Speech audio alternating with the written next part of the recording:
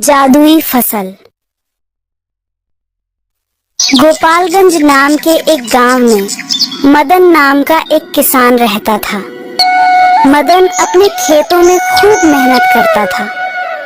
उसी से आने वाले थोड़े बहुत पैसों से ही उसका घर चलता था। मदन के घर में उसकी पत्नी माला और दो छोटे छोटे बच्चे थे। मदन, माला, मैंने अपनी जमीन पर आम के पेड़ लगाए हैं। पड़ोसी किशोर बता रहा था कि पिछले साल आम काफी अच्छे दामों में बिके हैं और शहर भर में तो आमों की खपत भी बहुत ज्यादा हुई है। इसलिए मैंने अपनी खेती पर भी आम के पेड़ लगा दिए। अगर सब कुछ अच्छा रहा तो इस साल हम दोगुना मुनाफा कमाएंगे और अपने घर की मरम्मत भी करवा देंगे। इसी के साथ साथ बच्चों को भी बेहतर शिक्षा दे पाएंगे। माला, अरे ये तो बहुत अच्छी बात है। भगवान हमारी जरूर सुनेंगे। हमारे आम भी अच्छे दामों में बिकेंगे और खूब मुनाफा कमाएंगे। मदन, हाँ, अब मैं भी खेत पर जाता हूँ। मदन रोजाना अपने खेतों पर जाकर पौधों को पानी देता और उनकी खूब सेवा करता था ताकि बहुत ज्यादा फल दे सके। कुछ दिन बीत जाते हैं और बारिश का मौसम आ जाता है। मदन के आम के पेड़ अब फल देने के लिए तैयार हो चुके थे। मदन का दोस्त किशोर का भी खेत उसके बगल में ही था। वे दोनों काम करने के साथ साथ बातचीत भी करते रहा करते थे। किशोर, मदन भैया, आपकी जमीन पर आम के पेड़ तो बहुत अच्छे लग रहे हैं। ऐसा लग रहा है कि इस बार आम के पेड़ों पर खूब अच्छा फल आएगा। मदन, हाँ किशोर, मैंने मेहनत तो बहुत की है। अब भगवान की कृपा से फल तो अच्छा ही आना चाहिए। इस बार मुनाफा भी ज्यादा होगा। किशोर, भगवान हम सब पर कृपा बनाए रखें। बस इस बार कोई तूफानी बारिश ना आए। कुछ गांव वाले कह रहे थे कि अगर इस बार ज्यादा बारिश हो गई तो काफी फसल नष्ट हो जाएगी। बस उन लोगों की यही बात सुनकर मेरे मन में डर बैठ गया है। कहीं ऐसा ना हो कि हमारे की हुई मेहनत बेकार चली जाए। मदन, अरे नहीं, ऐसा मत सोचो। भगवान सभी का भला करते हैं, उन पर भरोसा रखो। अपना अपना काम खत्म करके मदन और किशोर अपने अपने घर लौट आते हैं। मदन ने किशोर को तो दिलासा दे दिया, लेकिन घर पहुंचने के बाद यह बात उसके दिल और दिमाग में बैठ गई। वह सोचने लगा कि अगर सच में तूफानी बारिश हुई तो उनकी की हुई मेहनत पूरी तरह बर्बाद हो जाएगी। एक दिन बहुत तेज बारिश हुई। बारिश बंद होने का नाम ही नहीं ले रही थी। घर में बैठा मदन बारिश रुकने का इंतजार कर रहा था। माला, यह बारिश तो बंद होने का नाम ही नहीं ले रही। मदन, मेरा तो दिल बैठा जा रहा है। इतनी तेज बारिश हो रही है। मुझे तो लगता है इस बार पूरे गांव की फसल बर्बाद हो सकती है। और मैंने जो इतने महीनों तक खेतों में जी जान से मेहनत की है, वह सब बर्बाद हो जाएगी। माला, चिंता न करें, ऐसा कुछ नहीं होगा।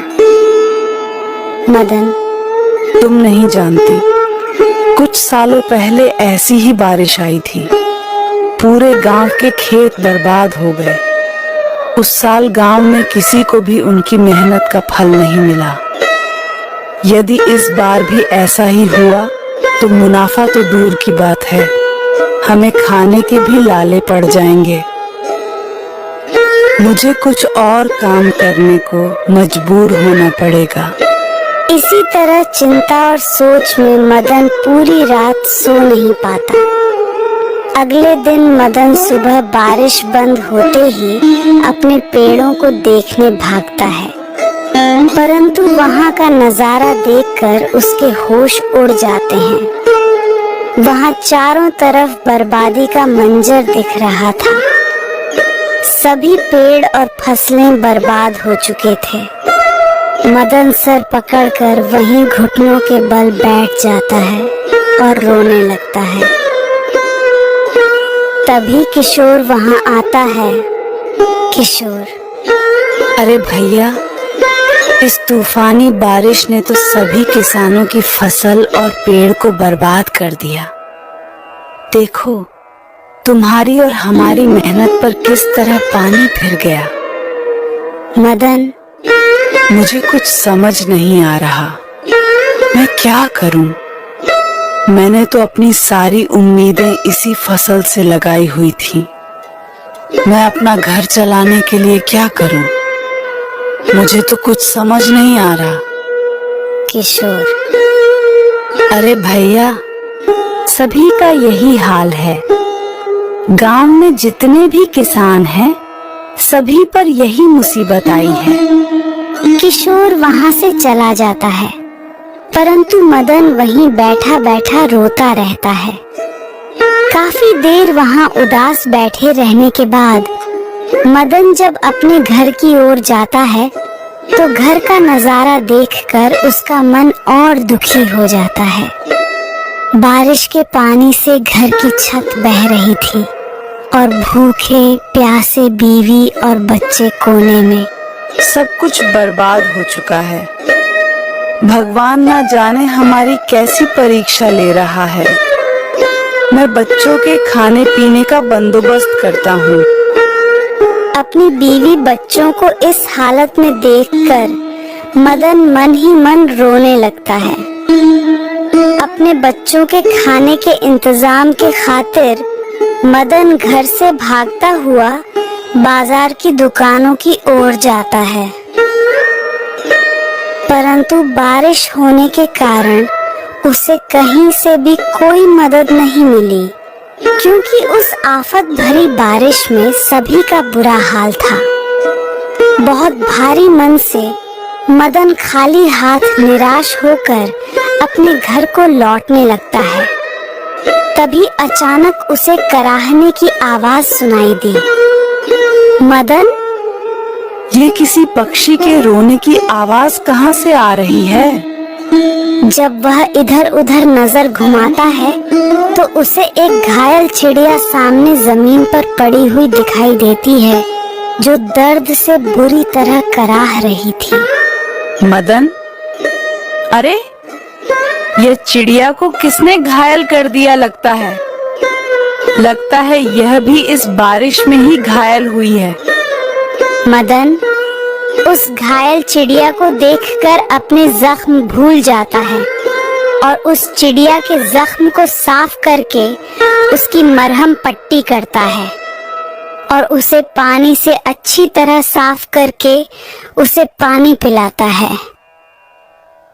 कुछ देर में चिड़िया का दर्द कम होता है और वह मदन से कहती है, तुम कितने अच्छे इंसान हो। तुमने मेरी मदद की है, तुमने मेरी जान बचाई है। तुम खुद कितने दुखी और परेशान थे, फिर भी तुमने एक चिड़िया के दर्द को देखा। तुम बहुत ही अच्छे इंसान हो। पक्षी को इस तरह बोलता हुआ देख मदन बहुत हैरान हो जाता है।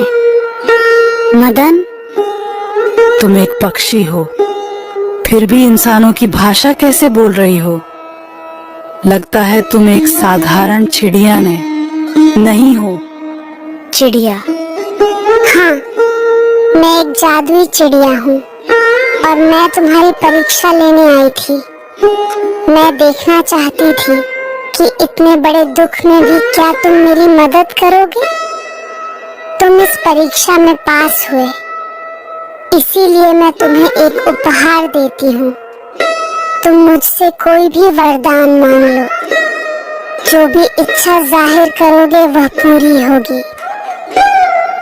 मदन कुछ सोचने के बाद चिड़िया से कहता है, आप तो सब जानती हैं, मेरी पूरी मेहनत पर पानी फिर गया है।